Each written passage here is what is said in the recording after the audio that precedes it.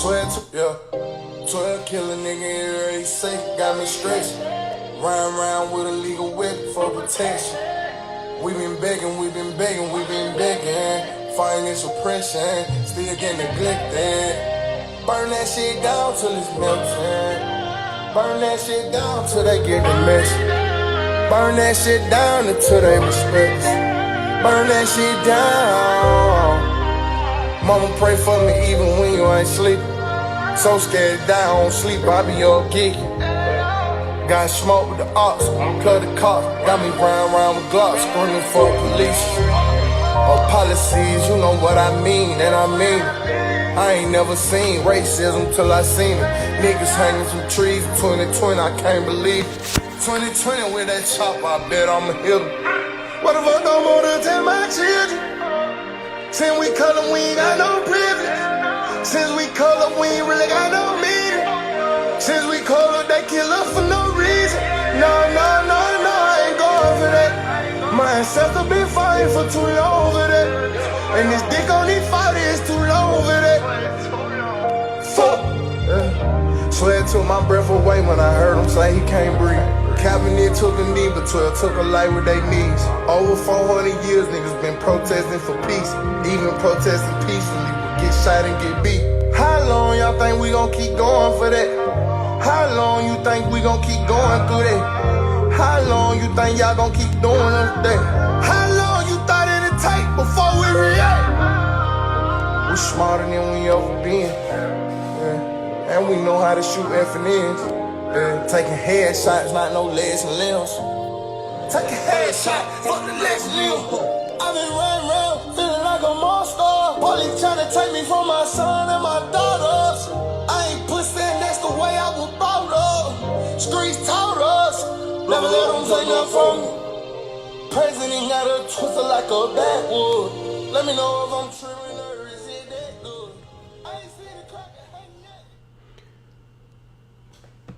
It's good when I'm unpredictable. It's good when you cannot put a clock to me. It's good when you tell me that you're going to be there regardless. That means that whenever I show up, you said you would be there. So guess what? It's time for you to be here. Welcome to Factz Ova Feelingz tonight. I am the official GrandMaster J.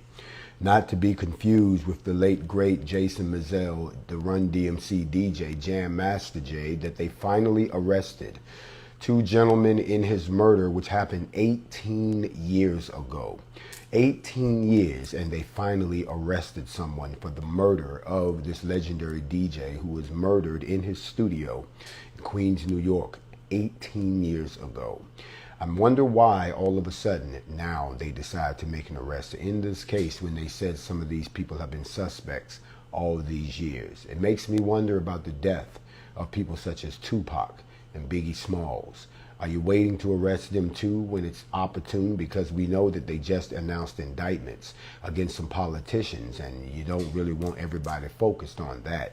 Isn't it interesting that every time one of the elite gets in legal trouble, suddenly there's a great breakthrough and there's something that distracts us, while we have nothing but anger for the people who took Jay from us, and while we only hope that this judicial system deals with them swiftly, we're still disturbed by the fact that this was another example of black on black, even at a very young age. And my condolences go out to the Mizell family and to all of hip hop. They've given us one small piece of a victory, but they made us 18 years to wait before we had to get it. 2020, as I said, is the year of karma, and everything is getting brought into the light. Things that have not been disclosed for years are now coming to light. And maybe now you too will realize that you too can be brought into the light. For those of you all tonight that are wondering, I am not on YouTube right now. I am only on Instagram, and that's for a very special reason. We've been figuring out their platform all day, and the first thing that we've learned is that we need to be able to control the content. and we don't have control of the content as of yet. So we will continue to capture it here and then upload it to YouTube right after this is over. And we'll figure out those other problems as we go. But if you are not aware, let me talk a little bit about the migration that has been going on. If you still follow this Instagram page, which you shouldn't be doing right now, we only turned it back on because the outcry was so great from people who didn't hear the instructions that I had to come back and hang out with you just a little bit longer and help you make the migration by continuously telling you, please go to the profile of this Instagram page and you will see a link that leads to my YouTube page. Go to the YouTube page, subscribe to the YouTube page. Don't worry about it. I'm not monetized. I don't get a dime. There's no WhatsApp. There's none of that crap. I'm here to tell you the truth and not to sell you the truth. Understand what I'm saying. I said it again. I'm here to tell you the truth, not to sell you the truth. I'm not here for that.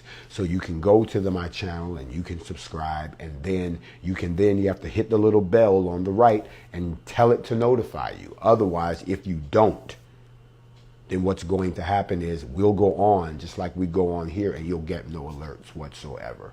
You want to make sure you check all alerts, because once you do that, you'll get alerts when new episodes or past episodes of Factz Ova Feelingz or The Morning Mental are posted, because there are 25 episodes that still haven't been posted yet. We've done so many that a lot of them have never made it to YouTube, and everything here is getting pulled down.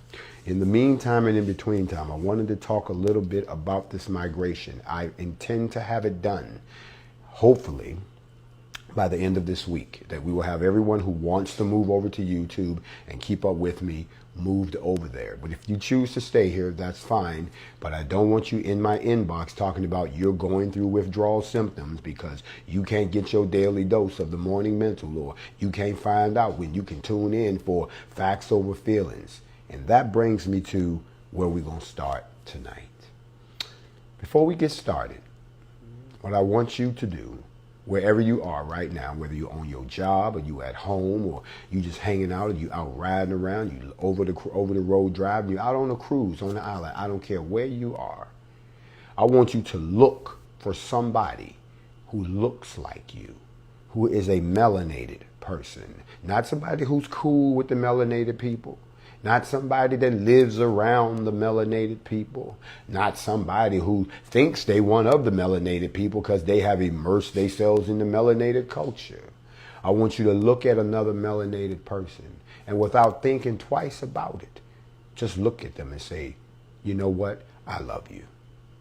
Just because you're still one of us and we still exist. Tell that to somebody and see how easy it is, because everything that we talk about going forward has to start there. You cannot expect decency out of people who don't love each other. You cannot expect compassion from people who don't love each other first. You cannot expect someone to actually deal fairly with someone who really doesn't love those people to start with. You see, when you love a people, no matter who they are, as soon as you see one, you want to roll out the red carpet. You see, I remember when I was growing up, I used to have this affinity. I'm going to be honest. I knew what my weakness was. If I saw a Cuban woman, or if I saw a woman from, let's say, Latin America, I'm talking like Central America, I'm talking like Nicaragua, Panamanian, I would lose my mind. I would roll out the red carpet. It wasn't her. It was her whole race. They were just beautiful to me. I would roll out the red carpet. I'm holding doors, and do you need help with that? Y'all understand? I used to pull out the player card and dust it off and get to work, be like, oh, it's about to be on all day long. Because I love the people. We have to learn to love ourselves as a people, not love the person that's actually sitting there. Don't be sitting there looking at nobody and you come out your face sounding all creepy. You know, I love you. No, we're not talking about that. We're talking about the fact that when you walk into a place and you don't see anybody who looks like you, when you don't see anybody, let me give you an example. I remember I was working on a contract at a major financial credit card company out in the Southwest, and I was the only black person on the whole damn floor. I'm not saying they were white. They were other nationalities, but I was the only representative of the African American, the African, anything black race. I was the only one. So something happened. Something happened. Someone got shot. I don't remember who it was. It was one of the many high-profile shootings that we had. And I was steamed about it. So I went and I sat in the break room. I'm steamed. I'm sitting there. This is some bullshit. I'm mumbling under my breath. I can't believe this bullshit. And it hit me. There was nobody in the whole room, in the building, on the floor, that could relate to why I was upset. You had people walking up. So, John, what is the problem? Bro, you wouldn't. Let me try to explain it to you. And they don't get it. It's a different culture. Okay? The only people who figured out why I had my face all balled up was the few white people who walked through, like, they looked at the TV and they looked at me and they got the hell out the room. But when you're in a situation where there aren't that many of us, you learn to appreciate one when you see one. See, if you've ever traveled, you can end up in some places where there really ain't a whole lot of us. Y'all can't imagine that, can you? I've lived in places where there were so few black people that we didn't matter. In other words, I got in trouble while I was out there. But when I went to the court, and it was out on the border of Texas and Mexico. So everything was Mexican. The judge was Mexican. The cops was Mexican. The criminals was Mexican. The people that sat in the jury box was Mexican. The spectators was Mexican. I had a Mexican lawyer. You understand what I'm saying? I'll never forget my man's name. He was Jaime Gondada. That man walked in. He knew the judge. He spoke the language. I was just the bruh passing through the system. And I'm just sitting here like, we don't matter out here. We were not the criminals. We were not the ones down in the barrio committing all the crimes. Y'all know what I'm talking about, El Paso. We wasn't the ones all up Montana Drive and coming down Viscount. And y'all, we wasn't the ones all down there by Contatillo and all across the border in Juarez. No. When you got 500,000 Americans on one side of the border and 6 million Mexican nationals on the other side of the border, what do you think the dominating race is going to be? It wasn't us. So when I saw another black person, when we would congregate together just to party, we would all go to the same club because that's the only place we could see each other. We all lived in the same hood because that's just where we was. We learned to appreciate each other more than we probably would have if we hadn't done any of the things that we had done before, which is like when we're all spread out over the place and we take pleasure in not knowing each other. That's something I've never understood about us. We love to act like we don't know each other. So, moving right along, I want to talk about that because of the simple fact that if you can't love each other just because there's not that many of us left, then you're going to have a hard time trying to adjust when you have to survive around just us. Somebody asked me, why do I strive for an all-black nation? It's not that I strive for an all-black nation just because. I can pull up several examples where white people have done just that, tried to create a just white nation. And in a lot of ways, in a very gentle way, they still are. Nobody's falling for that. So in the meantime and in between time, we got to start off loving each other. So just tell somebody you love them. It ain't got to be nothing attached to it. Just tell them you love them. Because y'all already know I'm in love with you, but I want some competition in here. I want somebody else to love somebody. Now, as y'all know, people like to ask, where did I come from? They ask, when did I become a revolutionary? When did I change from being all these other things to becoming this Malcolm X-ish type individual? What happened? What pressures compressed an American to become this? What made me suddenly become a separationalist and made me become a revolutionary to the point where death is an option now? What made me? People say, well, what happened? And well, we don't know where he came from. He just popped up. I'm almost 60 years old. Trust me, I ain't popped up. You don't pop up if you've been on earth almost 60 years. You might have been doing other things, but you ain't popped up by a long shot. But tonight, what I would like to do, if y'all don't mind, is I want to share something with you that if you do your real research, you can find out where I popped up. I'll tell you where I popped up. And it's a kind of a painful story, but we family. And I want to take y'all on a ride tonight. And I'm going to show you what I mean about love, because love is timeless. The year is 1987.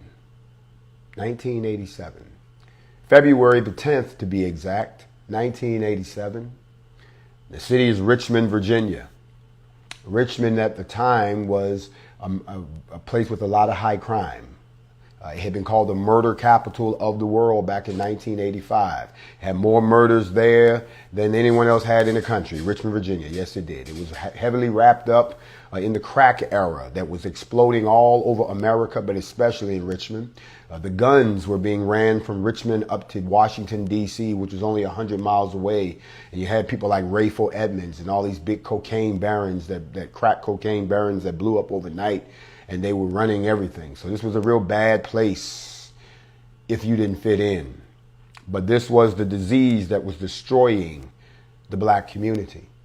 But the black community still existed. And during that time, I met a young lady by the name of Vanessa. And her name was Vanessa Roan.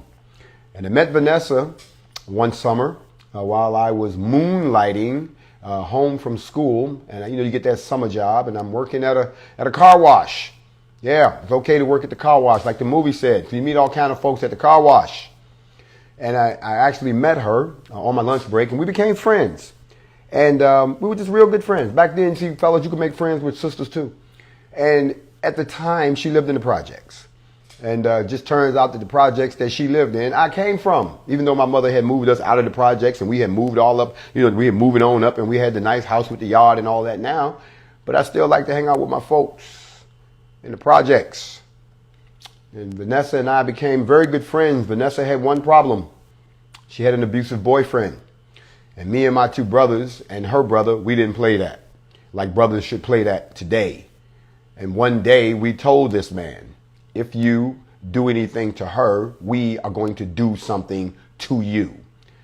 And then one day, in one of his abusive rages, he decided he was going to do something to her while we were there. So he came on over while the brothers was there, and her brother was there, and my brothers. And then he came with a gun. This is back in '87, y'all. He came with a gun. Yeah, he came with a gun. And he was going to kill her. But we had guns too. See how far back this goes with me? We back in '87. He pulled out his, we pulled ours out. But her mama called the police. When Miss Rome called the police pulled up and they said, everybody put your guns down. But see, we were in the house protecting her. So we wasn't the threat. The threat was the young man with the gun outside. He didn't put his gun down. So he caught a beat down. Notice they didn't shoot him in '87, but they beat him down. And then once they beat him down, they took him to jail. And then we all, on behalf of Vanessa, testified against him. And he was never, ever, ever, ever, ever supposed to come home. I want y'all to travel with me for a second. You never know how much you mean to somebody until you lose them. I'm talking to the young children now. You see, one of the things they've taken from you is you don't value life anymore.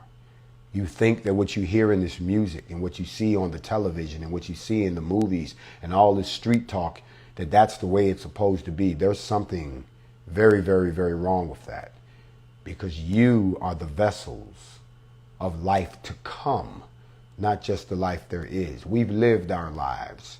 We're looking at the front door now.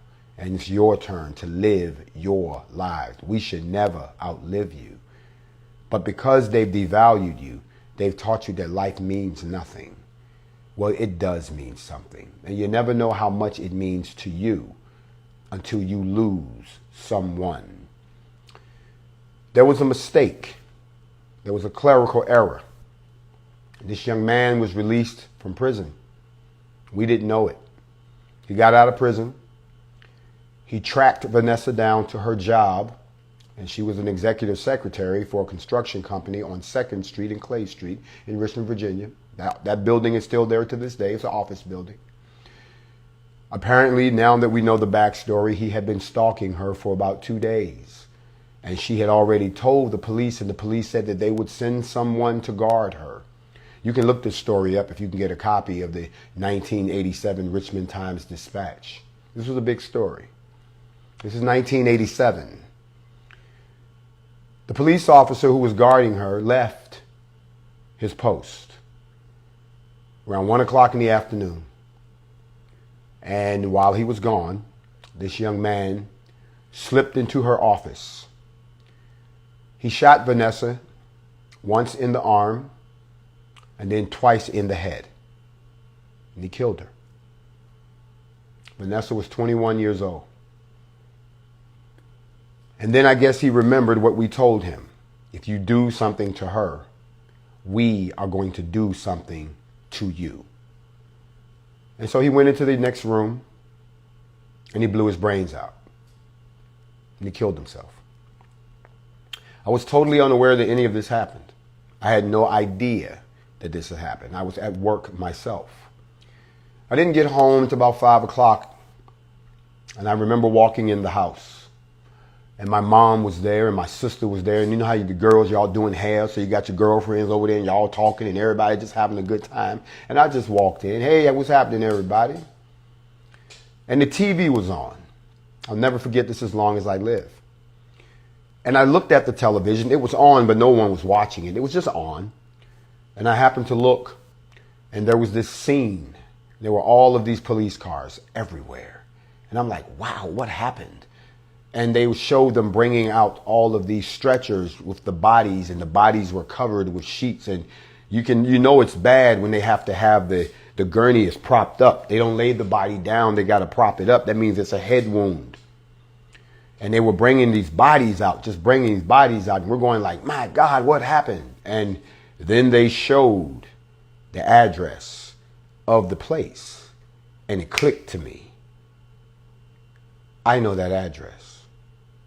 And I ran and I turned up the TV just in time to hear them say, and the victim's name was 21 years old, Vanessa Rome. My entire world collapsed. I remember bending over because I couldn't believe it. It didn't register. I just talked to her. This person had their whole life in front of them. So I ran to the phone and I called her mother. And we didn't have cell phones back then. There was no internet like now. There were no cell phones. There was none of that. It was run to the phone. The phone, y'all remember the phone you pick up and it had the numbers inside the handle where you had to do the you put the little thing on. Remember that? I had to get the phone. Her mom answered the phone. And she said, hello? And I said, all I got to say is one thing. Please tell me that's not your daughter that they're talking about on TV. Her mother said to me, Jay, I think you need to come over here. I'm going to be honest with everybody on this broadcast. All I remember, I don't remember going there. I don't remember how I got there. I do remember that when I got there, the house was full of people.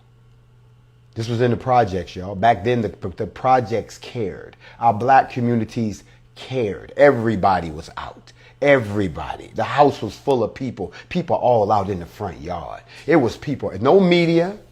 None of that. Nobody standing around with cell phones taking films. None of that. And I walked in. And I said, and everybody looked at me because they knew who I was. And I said, what happened? And her mother took me upstairs to her bedroom to talk to me. And you know how your house looks when it looks like you'll be right back? You know, you got clothes hanging on the heater, they drying. You got the ironing board still set. You know, you look like you're going to be right back. The room looked like she'd be right back. And I sat on the bed. Her mother sat on the bed. And I said, tell me what happened. And I did not understand that when you lose someone, when a person's life is taken, when you would never get a chance to talk to them again, when you didn't get a chance to say goodbye, when you didn't get a chance to tell them you're not mad at them about what you was mad at them about earlier in the day. That's not important now because they're gone. I did not know that some people go into denial, that it's such a heavy trip that they will shut down. And her mother just said to me, I don't know where my daughter is, Jay. They got her somewhere, Jay. And I knew that she was in shock. But as I looked around her room, I saw something that I will never forget, and it changed me for the rest of my life. As this experience changed me for the rest of my life. As my attitude toward crime by black people against black people had to change in my life. 1987.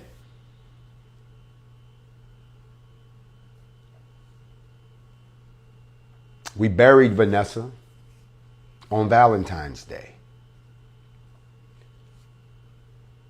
Nobody knew that we were engaged to be married.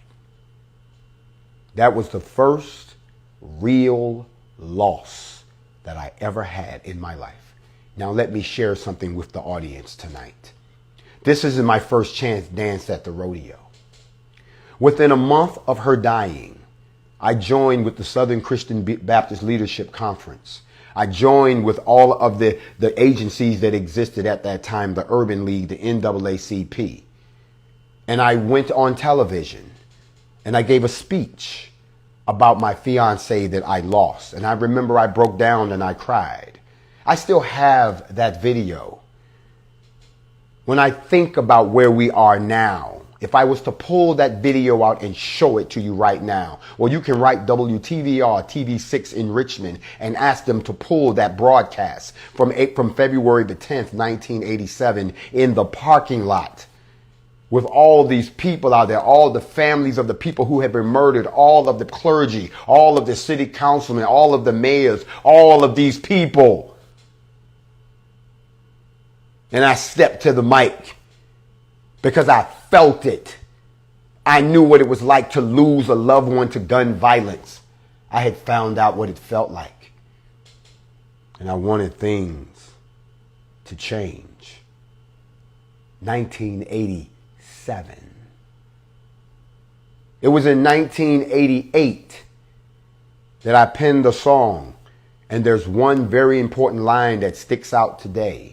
Inflicted by its very own victims, sociological, self-destructive mayhem. Because that's exactly what we're doing right now. Inflicted by its very own victims, sociological, self-destructive mayhem.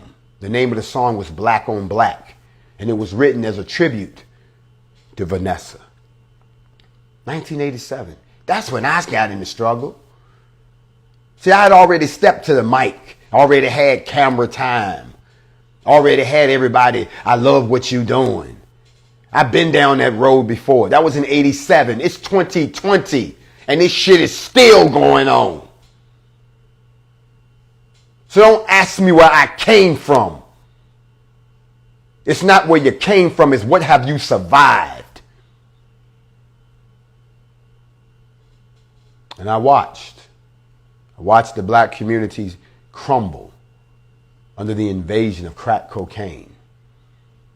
I watched people's lives deteriorate, institutions dissolve, money taken out of our communities, over-policing increased. I watched crack babies being born. I watched men being torn out of communities till there were no more men. And then I watched the criminalization of my race. I escaped. I escaped into the military. You get it now for you all who don't understand what was going on back then. Because it was walking our streets and consuming everybody it came into contact with. But we came out of it. We did all right. And I wanted to take y'all down that road with me and Vanessa Rome, because I want you to understand that my struggle for us to be treated as equal human beings started over 30 years ago. And I've only adjusted to the situations as they presented themselves to me. So please don't ask where I came from. My question is not where did I come from? My question is, where have you been? Because if you've been there all this time, why is this shit still going on today? Why did it take for us to suit up and boot up and pick up guns to get these white folks' attention, to stop them in their tracks, to make them think that, whoa, whoa, whoa, there must be another level of black resistance that we underestimated? Why did it take for us to do in 3 months what you could have done in 60 years? Because I lost somebody to this already. That's why I'm always so appreciative and I salute all of the family members. And I've made it my business to try to meet all of the family members who have lost people in this way, whether it was black on black crime or at the hands of police brutality. Either way, I've lost people too.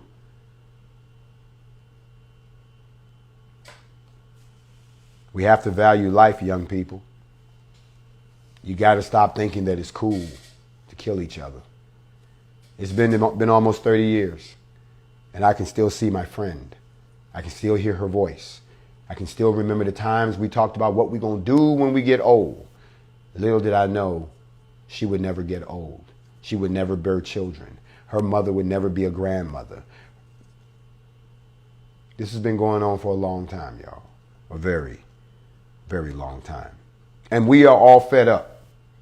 But we have to channel our anger and produce something. You see, what you see when you see your anger channeled is that it's organized. You're still angry, but it's an organized anger. You understand what I'm saying? You have to make sure your anger produces something, not destroys something. Your anger should never leave you in a worse position than you're in. If you can get angry and end up in a better position, your anger suits you. If you get angry and you lose everything and you end up in the short end of the stick, then your anger serves you no purpose. But when we as a people can channel our anger and make it produce something, then we can use our anger as a driving force to get us where we need to go. So when people say to you, who are you? Where did you come from? Just because you want to channel your anger, you have to always ask them. Don't ask me don't ask me where did I come from? I'm going to ask you, where have you been? Because see, I'm doing something. And if you're not doing, that's a verb, that's action. If you're not doing something, no matter what it is, that we can touch, that's tangible, don't question why I started doing something, because it doesn't make a difference whether I started today or back in 1987. I'm still doing something about it to affect the situation. And what people need to understand is just like water, there are 3 states. Everything has 3 states. Let's use water for an existence. Our resistance is like water. Some of y'all are in the frozen state. You solid. You ain't moving. It ain't even moved you. You all right with it. It don't affect your family. So you frozen. Yeah, you see it, but it's a terrible thing. And yes, you'll put up, you'll pray for this person, pray for that person, but that's about it. You frozen. Then there are those of us who are in a liquid state, because we've been heated up a little bit about the situation, and we moving around. We in motion. We ain't been staying still. We aggravating the status quo. We letting them know. We wetting them up. We letting them know. We bubbling. What's happening? And what they've become very good at is turning off the heat, so you go back down to a frozen state. But what they didn't realize was, in the situation that we're in right now, coming out of this quarantine, coming out of this COVID-19, coming out of losing our jobs, coming out of gentrification, coming out of an increased over policing with brutalization, all of these things that are happening, because we're coming out of all of those, they've turned up the temperature. So now what's happened is, now what does water do once it stops bubbling?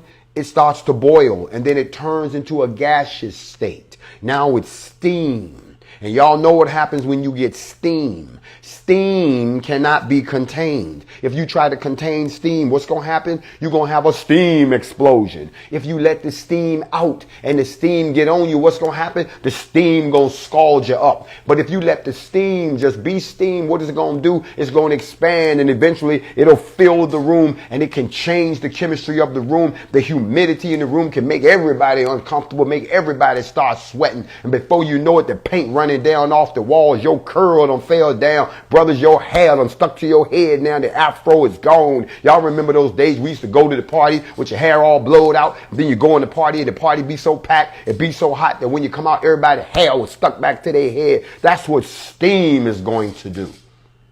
And what has happened is we've reached a steam state. We're in a steam state right now. And a lot of y'all trying to stay frozen. Some of y'all just want to stay water. But over here, we on some steam heat. Used to be a song like that. And what is the steam? The steam means that it's time for us to start moving toward the liberation of black people. If you're not here for the liberation of black people, why are you here? If you're here for anything else, you're here for the wrong reason. We're here for the liberation of ourselves. We're not splitting people. We're not splitting you by religions. Y'all kill me with this. Well, I'm a this, well, I'm a that. No, we black first. I'm pretty sure that if they enact a final order and decide to commit genocide against all of us on the planet, they're not going to stop to ask you what religion you are, what nationality you are, what sect you claim. They're not going to ask you none of that. They're not going to ask you what sovereignty do you claim. They're not going to ask you how well do you know the Kemetic text. They're not going to ask you none of that. They're not going to know whether or not you're a vegetarian or whether you eat red meat. They're not going to care about that. They're not going to care about how much education you do or don't have. They're not going to care about your swag or your attitude. Do you understand that? So y'all sitting around here splitting hairs because one group think they better than the next group because a class system is something that was forced on you. And when we forced class on us, that's when the bougie started. That's where your bougie peeps come from. That's a sign of being in a class. You think because you're in a certain class, you're better than the people who look just like you. And you normally get away with it until you screw up and the powers that be put you back in your place and let you see that you ain't no different than them. As Jay-Z said, you still a nigga in a coop. So we're in a steam state. And the steam state is being driven by something else. Y'all don't seem to get it. What do you think is heating up the water? It's not your enemy that's heating up the water. It's not me or you that's heating up the water.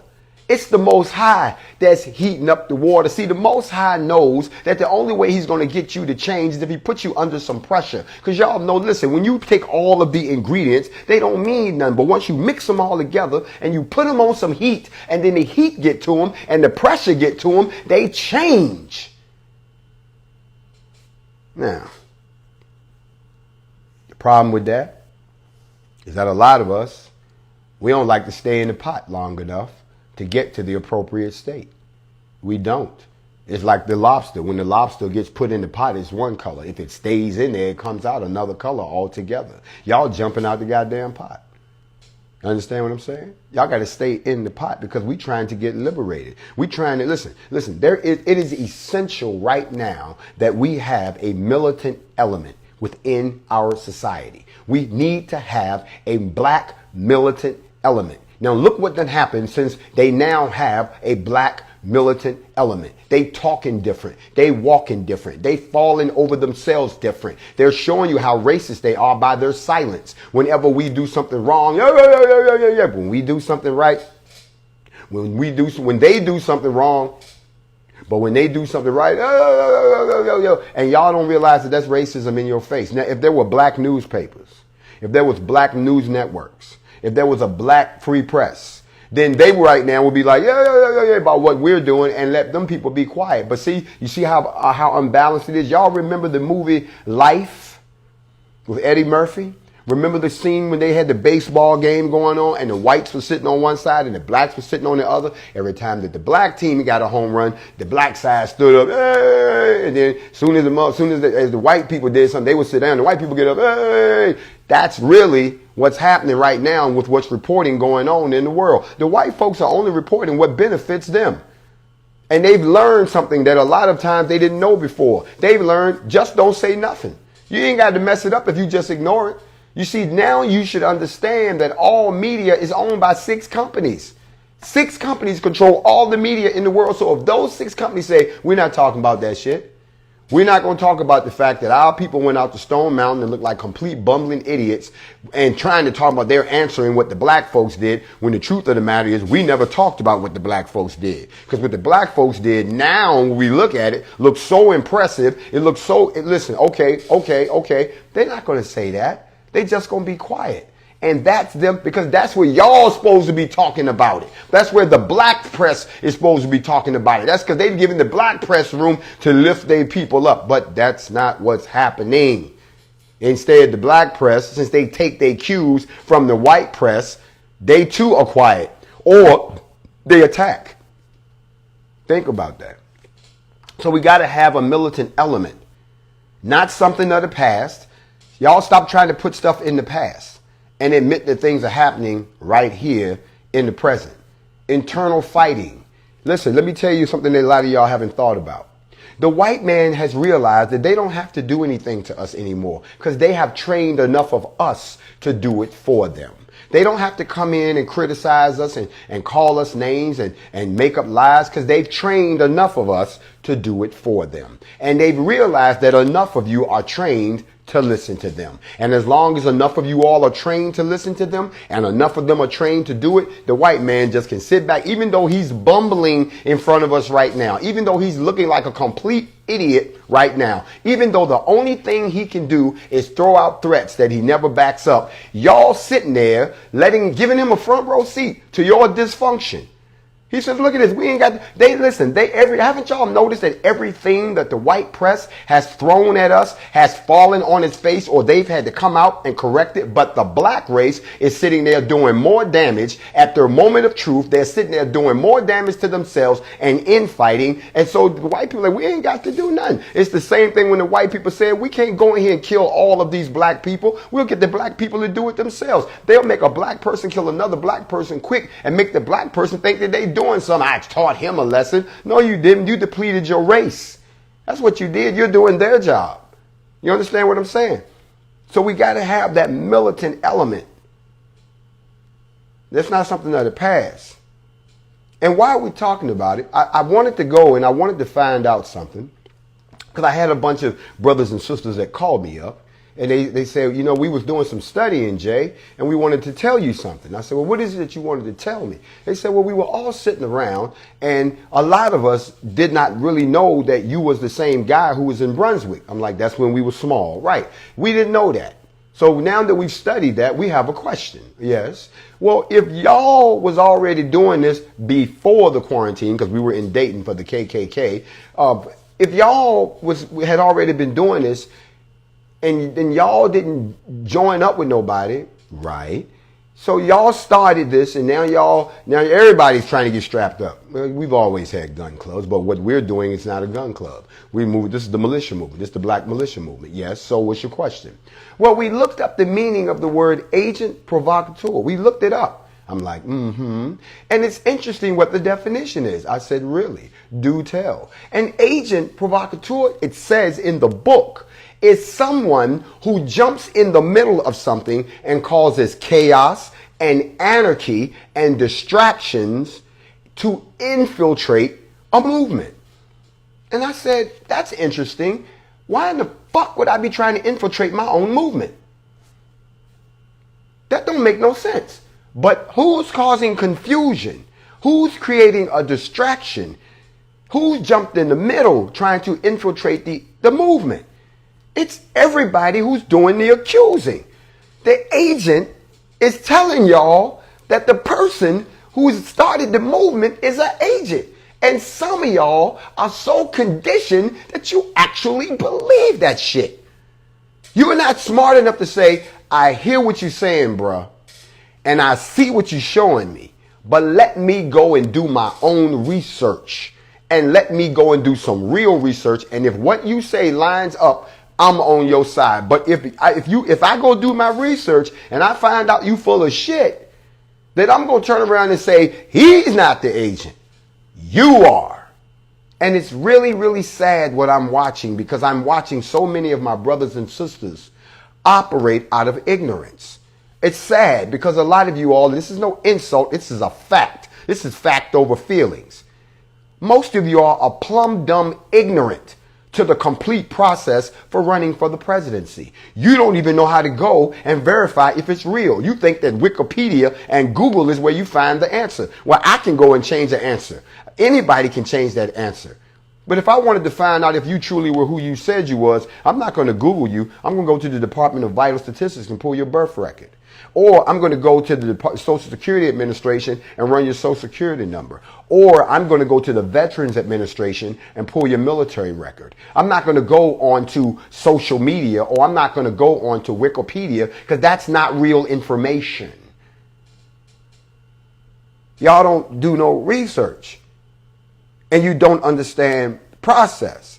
Because if you did, you would know that if somebody told you he was on a cruise ship and flying in first class at the same time, you'd be like, that's impossible. You cannot be on a jet and on a cruise line at the same time. That's about how silly you sound when you don't understand that when someone's running for the presidency, they can't do anything else. But like I said, when you are listening to the agent who's presenting you with things and preying on your ignorance because they know you don't know. Because most of us, 99% of us, are what? You're emotional. They're playing on your emotions. And because they're playing on your emotions, you just go with the flow. And they can lead you in any directions. The answers are not on Google. The answers are not on Wikipedia. The answers are kept in places where public information can be gotten. And last but not least, please, black people, stop doing this. Stop saying something about something in one breath and then in the next breath say, but I don't know nothing about it. How can you talk about something you know nothing about? If you've never raised your hand to take the oath to put on the uniform and served in the armed forces and know how we're structured and understand our rank structure, but also understand our military occupational specialties, also understand the jobs that we do and that you can have multiple jobs, but you've never served, you've never gotten inside of them. How the fuck can you sit there and talk about something you said, oh, I don't know nothing about it, but... You know how stupid you sound? That tells me even further that not only are you stupid, but you're comfortable in your stupidity. That's why they say my people perish for lack of what? Y'all help me out. Y'all know how it goes. But I wanted to break that down, that you cannot be an agent unless you're doing exactly what that word means. So y'all stop running around calling people agents, especially if you don't know what it means and if they're not doing what. Here's the thing that blows my mind. Let me say this to everybody. It's sad when black people are so afraid or are so broken that you cannot imagine your own people just up and doing something. You always got to think that somebody else is behind it or somebody got to be paying them. Like they can't just get organized on their own. Y'all always talking about y'all awake. Well, what the fuck good is it to be awake if at some point you don't snap out and do something? You can't accept the fact that your own people actually got up and did it with no help, with nobody telling, nobody pumping them up, nothing. They got together and did it. And that's, you can't imagine that because somebody got to, white man got to be involved somehow. If that ain't the most slave-minded bullshit I've ever heard in my life, and it disgusts me to my core. Y'all know what Harriet Tubman said about people like that. You know what Marcus Garvey, whose birthday is today, you know what he said about that. You know what they did about that. And y'all entertaining that madness right now. Now, speaking of madness, I want y'all to know that there was an article that came out today in the Courier Journal that actually talks about something that'll probably rub us all the wrong way. It says that the Louisville police are spending thousands of dollars on the security for the officers responsible for the death of Breonna Taylor. They're spending thousands of dollars to protect these people. They're spending something like $94,000 every 26 days. They're being provided security outside their homes, and in some cases personal security, because they said there's a lot of misinformation out there, and because of the misinformation, they're saying that increases the level of danger. They say it's a unique situation, according to a source within the LMPD familiar with security efforts. The source asked for anonymity, of course, but the situation has lasted longer and is being fed by false information that was placed into the public domain. They're trying to say now that the misinformation is coming from social media. You know, such accusations such as that the officer was at the wrong address, which we know is a lie, or that Taylor was asleep when she got shot. We know that's a lie. And that the officers didn't knock before entering. That part we don't know because there's no video. Well, that's understandably angered a lot of people, right? But outlandish versions of what happened has been publicized, in essence saying that they broke into this woman's house and murdered her. They're saying that that's what's already been put out. And y'all have to understand something about the media. Isn't it interesting how social media is quick to publish fake ass information, and then when they find out that they've done damage by putting out fake information, y'all don't say nothing to clean it up. All these people that came out and made jokes and at the expense of NFAC about the weapons discharge. Oh, they down there shooting their people. They idiots. They don't know what they doing. They bumbling. They just went all in, and y'all repeated that shit all around the world. Then when the truth came out, everybody got quiet. Then when they did it to themselves, y'all really got quiet. I ain't heard from no trolls. I ain't heard from none of these so-called gun experts. I ain't heard from none of these people talking about we washed up, we doomed, we blah, blah, this. I ain't heard from none of them. Because the craziest part about this whole situation is everything that I've talked about tonight.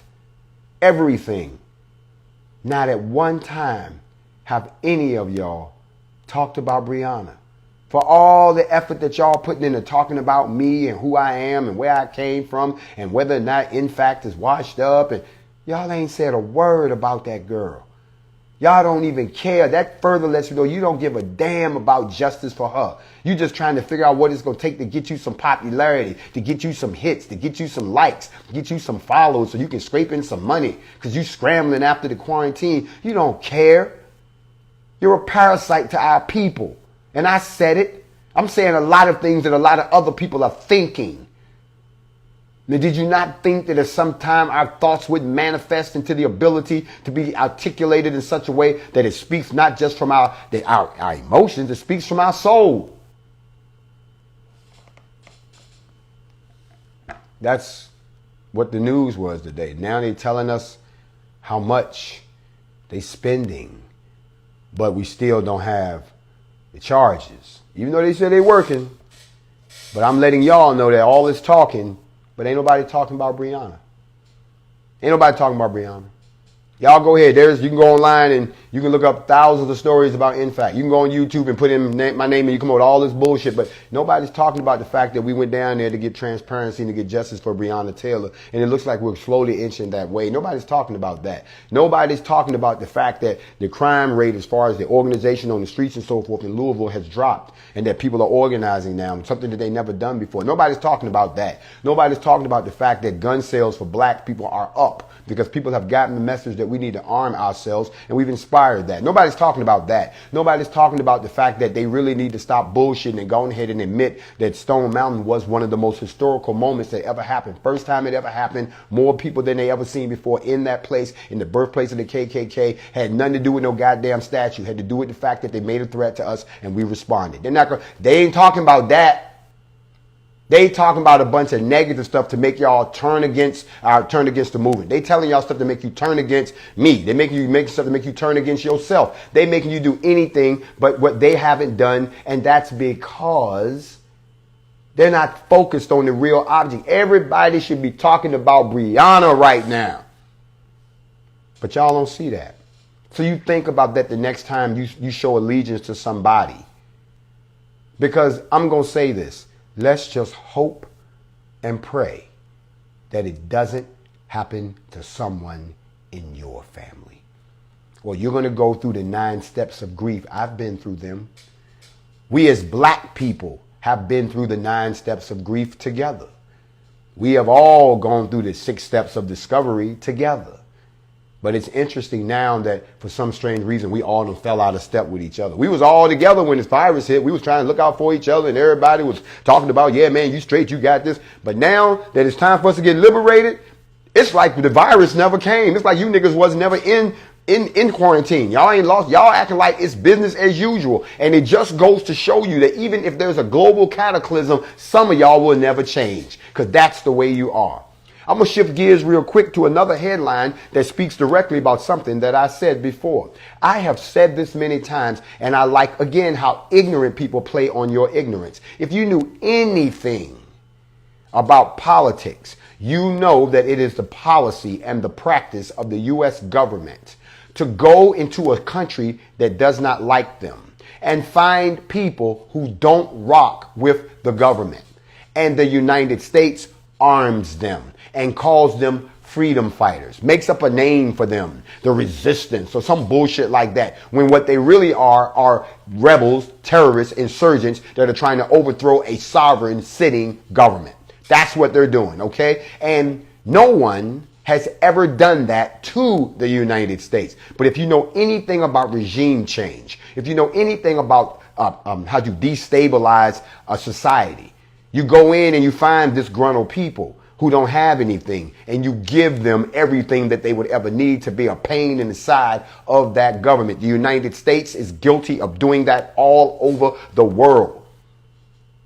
And when I explain to you all that there are other countries that look at NFAC as being someone just like that, it doesn't mean that they packing up shit and sending it over here. It don't mean that I'm sitting down with Putin and we talking about, man, how you want to do it. I'm letting you know that one of the reasons that the United States does not want NFAC to exist is because they know that other countries look for elements like that to come over and say, what do you need? We haven't declared war on anybody. We haven't gone out and said that their military operations are in effect against the United States. So no country is going to be trying to talk to us about doing anything like that. And y'all need to stop spreading that bullshit. And I'm sorry, I got to get petty for 2 seconds. Unless you must be new to Factz Ova Feelingz or the Morning Mental, you ain't never seen me with no damn white woman ever. I don't go that way, and I never have. And I resent any of you jungle gymmers out there who done went out there and swung from the vine and dipped in the Kool-Aid and all that bullshit, even say that about me. I love my sisters, and I always have. They may not be perfect, but that's all I got. And until I date each and every last one of y'all, I'm not switching. And the last time I checked, I got a long way to go. Sisters, help me out. If I haven't dated you, go ahead and put a thumbs up and say he hasn't dated me yet. And until I get to each and every sister, until I can separate the crazy ones from the cool ones, from the bougie ones, from the eclectic ones, from the paranoid ones, you know what I'm saying? Until I can go through all of them, I'm not stepping over. But they want y'all to believe the worst because, again, some of us are so afraid of the real change that they talk about, that they're not going to do, that they will try to destroy it. Do you understand what I'm trying to tell you at this time? Well, I say all of that because of this. There's a breaking headline today, in case y'all didn't hear about it. But I'm going to read you the headline the way it's laid out. But I'm going to break it down for you so you can see how they do shit right in your face. This is some hypocrisy right here.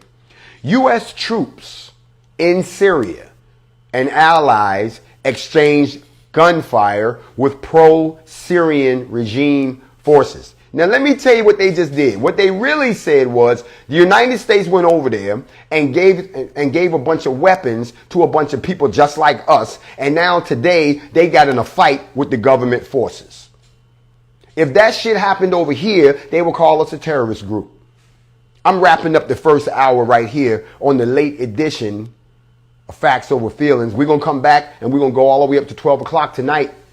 Yes, we are. I told you I'm going to give it to you. Oh, this is a late night call. Just for grown folks, steak and eggs. I'll see y'all when I get back. But I want y'all to know tonight, the real question is the migration. Do you really know them? Do you really love them? Can you let it go? And are you ready to go? As for me, I'll be back in a few minutes. Y'all know how he gets down. Let them know that we on the air tonight and it's getting real, real tight up in here. I see y'all in a few minutes. Shalom. If you're staying up late with me, I'll see y'all when we get back. Yeah, 12 killing nigga, they say, got me stressed. Riding around with a legal weapon for protection. We been begging, we been begging, we been begging. Fighting this oppression, still getting neglected.